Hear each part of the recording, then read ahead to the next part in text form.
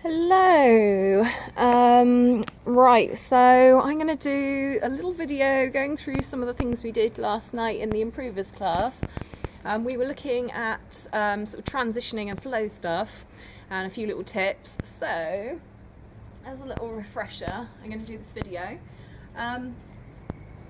With flow and transitioning, a lot of the time it's a case of changing your body position in order to do some of the moves. So if you get really stuck and you don't know why you can't like pass it around your back or something, it's because you're not turning enough, for example, or something like that. So sometimes it's just as simple as changing your hand position or changing your body position.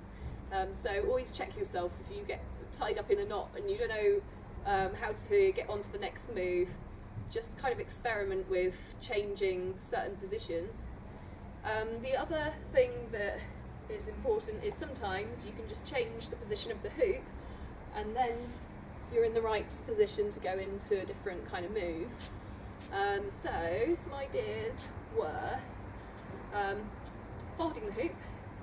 So you fold it behind, you can fold it in front, you can fold it out to the side and then go into something else.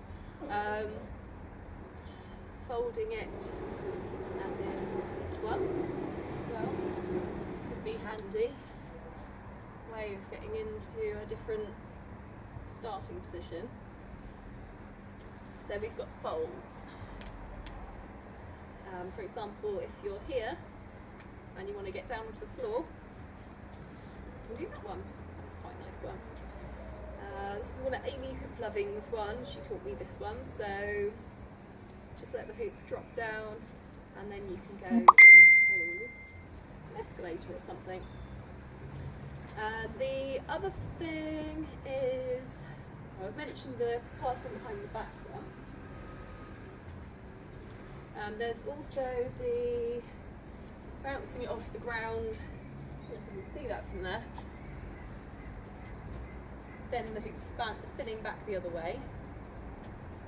So again, making sure the hoop's spinning in the right direction to do the move that you want to do is also really important. If it's spinning the wrong direction and you're trying to do a certain move that requires it to go in the other direction, it's not going to happen. So, for example, with these elbow passes, if I'm spinning it this way, but I want to go onto my other elbow, that's really difficult. If I'm spinning it this direction and I want to go onto the other elbow, it's easy. So that is a couple of little tips there. We've also got things like you can tap it and wrap it round behind you.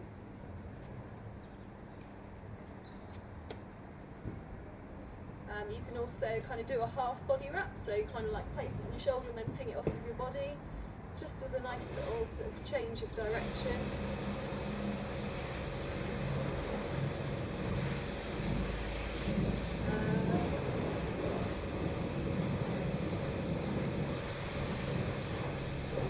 Yeah, basically changing the polarity of the hoop and changing the direction is what makes hoop dance look really good, I think.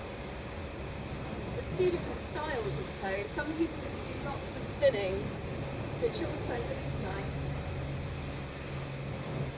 And they just go round, round, round, spinning, spinning, spinning in one direction. So that is another kind of style of people. But one of my favourite things, like I said, is all these sort of changes of direction, because I kind of like sort of music with a real beat or music with lots of breaks and stuff. So for me, I love all this sort of stuff. But you all find, you know, whatever kind of music you're into, whatever kind of style you like, you will find the style that suits it. So just encourage you to play around really and see what you can do with your hoop, you know, see, okay, if you get stuck there, then where can you go from it? And just any time you get stuck, kind of pause and think, Okay, so what can I do from here? Do that, do that. I can fold it down, scoot it back up, and yeah, it's all that experimentation, it's how we learn stuff. So anyway, I hope those little tips and pointers are helpful. So remember, move your body or move the hoop, but keep it moving. Okay, all right then, see you next time. Thank you, bye.